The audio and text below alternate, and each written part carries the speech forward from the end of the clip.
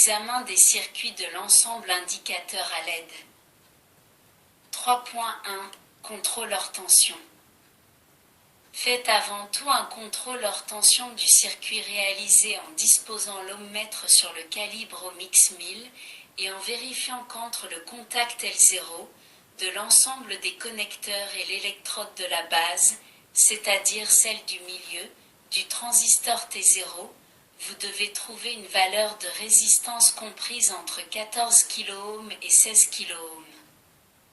Ce contrôle est clairement montré sur la photo, figure 5. Continue ensuite le contrôle hors tension en effectuant les mesures entre les différents points indiqués dans le tableau de la figure 6. Si l'une de ces mesures révèle une résistance infinie, ceci indique une coupure entre les deux points de mesure. Dans ce cas, il faut regarder l'état de la résistance concernée par la mesure, vérifier la continuité des pistes de cuivre et ensuite refaire les mesures. Figure 6. Tableau pour le contrôle hors tension de l'ensemble des points de soudure effectués. Numéro. Point de contact avec l'ohmmètre. Valeur à obtenir. 1. Entre le contact L0 et la base de T0. 14 à 16 kΩ. 2. Entre le contact L1 et la base de T1. 14 à 16 kΩ. 3. Entre le contact L2 et la base de T2. 14 à 16 kΩ. 4. Entre le contact L3 et la base de T3. 14 à 16 kΩ. 5. Entre le contact L4 et la base de T4. 14 à 16 kΩ. 6. Entre le contact L5 et la base de T5. 14 à 16 kΩ. 7. Entre le contact L6 et la base de T6. 14 à 16 kΩ. 8. Entre le contact L7 et la base de T7. 14 à 16 kΩ. 9. Entre le contact moins et l'émetteur T0. 0 ohm. 10. Entre le contact moins et l'émetteur T1. 0 ohm. 11. Entre le contact moins et l'émetteur T2. 0 ohm. 12. Entre le contact moins et l'émetteur T3. 0 ohm. 13. Entre le contact moins et l'émetteur T4. 0 ohm. 14. Entre le contact moins et l'émetteur T5. 0 ohm. 15. Entre le contact moins et l'émetteur T6. 0 ohm. 16. Entre le contact moins et l'émetteur T7. 0 ohm. 3, 2. Contrôle sous tension et essai. Vous allez effectuer maintenant un contrôle du fonctionnement de l'ensemble des diodes LED. Pour cela, il est nécessaire avant tout de préparer un fil à insérer dans les contacts du groupe de connecteurs afin de fournir le courant de commande au témoin. Procédez de la manière suivante. A. Coupez dans la tresse de fil étamé isolé que vous avez acheté, section 0,50 mm² environ, un morceau d'environ 5 cm de long, et dénudez les extrémités sur 3 à 4 mm. Pour réaliser cette opération, en évitant d'égratigner ou de plier le conducteur interne, il est conseillé de se servir du fer à souder, inciser la gaine isolante à l'endroit choisi, en appuyant la pointe de la panne chaude du fer tout autour du conducteur. Enlevez ensuite la gaine en tirant avec les doigts. B. En vous servant du fil rigide isolé que vous avez préparé, reliez sans faire de soudure le contact L0 de la série de connecteurs avec le contact plus, le plus proche, comme représenté sur la photo, figure 7a. Pour effectuer cette opération, il suffit d'introduire les extrémités du fil dans les trous des deux contacts en exerçant une légère pression, pour que le fil pénètre bien dans le trou de chaque contact et y soit maintenu par les ressorts internes, figure 7b. Note importante, ayez toujours la prudence de vous assurer chaque fois que vous effectuerez des liaisons avec le groupe de connecteurs, que les extrémités du fil à utiliser ne soient pas endommagées par de petites pliures ou égratignures, afin d'éviter d'abîmer les contacts ou de courir le risque de voir l'extrémité du fil se rompre à l'intérieur d'un contact, ce qui rendrait nécessaire le remplacement du connecteur correspondant. C. Alimenter le circuit en mettant la pince crocodile du cordon d'alimentation rouge sur le plus de la pile de 4,5 volts et la pince du cordon noir sur la languette moins de la même pile, vous constatez que la LED L0 s'allume. D. Enlevez le fil conducteur du contact plus du groupe de connecteurs et enfilez-le dans le contact moins, vous constatez que la LED L0 s'éteint. Avec cet essai, vous avez vérifié le fonctionnement du témoin L0. Enfilez de nouveau le conducteur dans le contact plus pour que la LED reste allumée. Placez le contrôleur sur tension continue calibre 1 volt et effectuez le premier contrôle indiqué. Il concerne la mesure numéro 1 du tableau de la figure 9. Continuez ensuite le contrôle sous tension en effectuant les mesures suivantes entre les points indiqués dans la figure 9, en vous rappelant que la masse correspond à la borne moins de la pile. Figure 9. Tableau pour le contrôle sous tension du témoin L0. Numéro. Point de raccordement au voltmètre. Valeur à mesurer. 1. Entre le collecteur T0 et la masse. 0,06 volts à 0,1 volts. 2. Entre l'anode de la L0 et la masse. 1,6 volts à 2 volts. 3. Entre le contact L0 et la masse.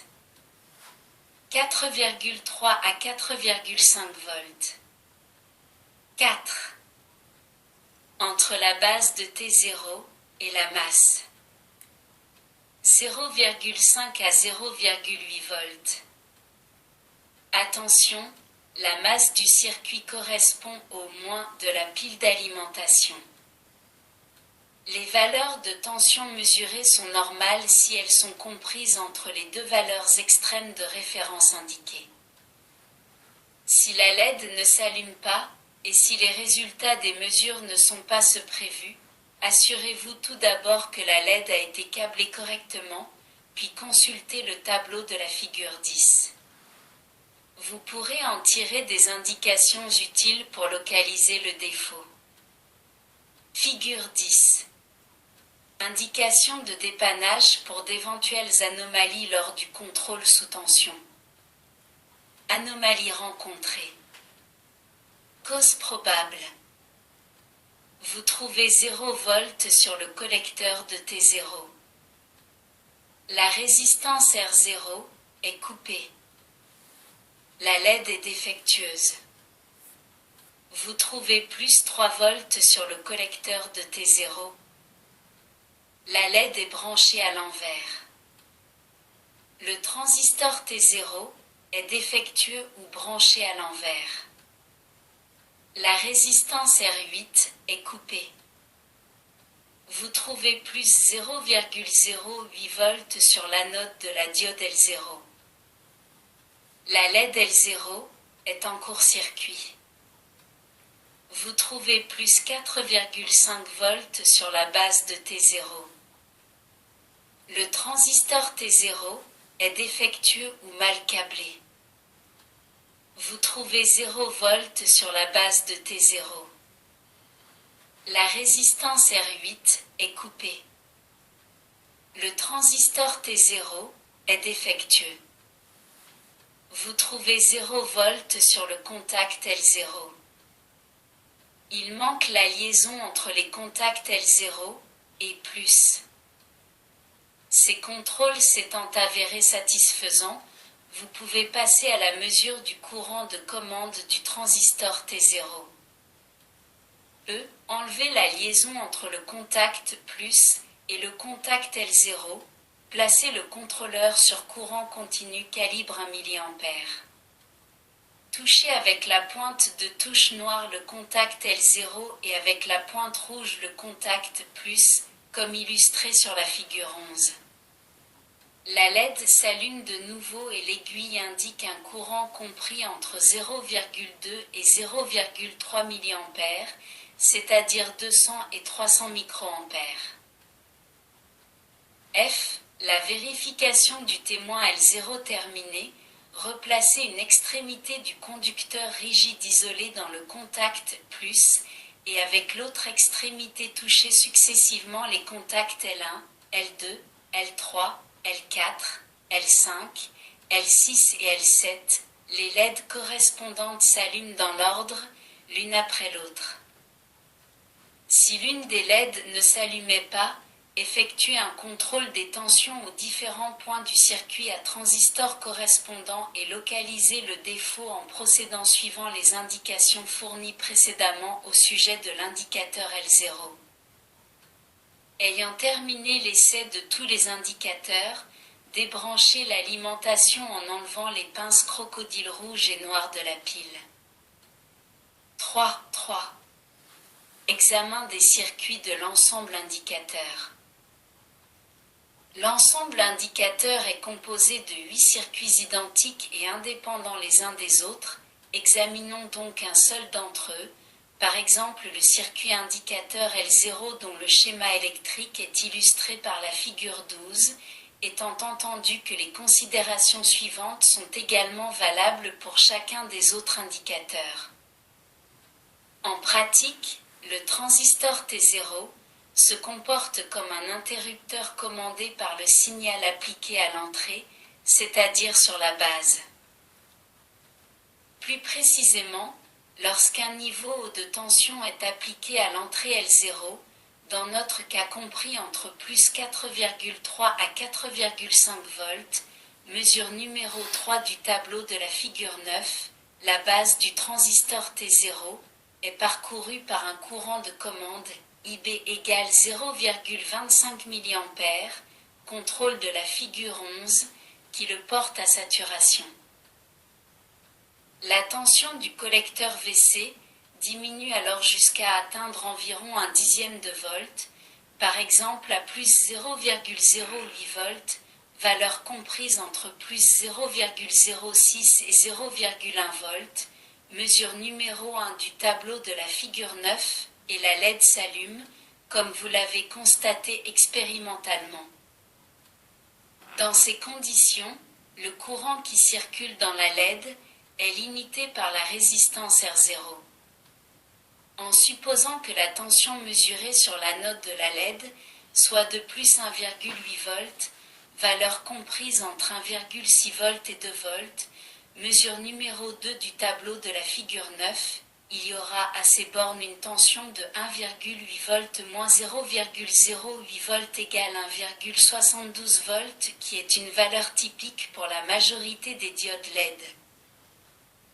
Si par contre sur l'entrée L0, il y a une tension inférieure à 0,7 volts, dans notre cas 0 volts, quand L0 est relié à la borne moins, la base du transistor n'est plus polarisée et il reste bloqué, c'est-à-dire qu'il se comporte comme un interrupteur ouvert. La LED reste alors éteinte. Pour allumer une LED, il est nécessaire d'avoir un courant de 10 à 15 mA qu'un circuit intégré de type numérique n'est pas toujours en mesure de fournir. C'est pourquoi nous avons recours pour commander la diode LED à un transistor qui ne consomme que 0,25 mA sur la base, mais peut fournir 12 mA sur son collecteur. On appelle ce transistor driver, terme anglais signifiant pilote. Certains circuits intégrés de puissance peuvent remplir le même rôle, on les appelle buffers de courant, buffer signifiant réservoir en anglais. L'indicateur lumineux ainsi réalisé permet de distinguer un niveau de tension, LED allumé, d'un niveau bas, LED éteinte, en sortie ou en entrée d'un circuit numérique. Il ne nécessite qu'un courant de commande de 0,25 mA seulement. Merci de votre écoute. À bientôt.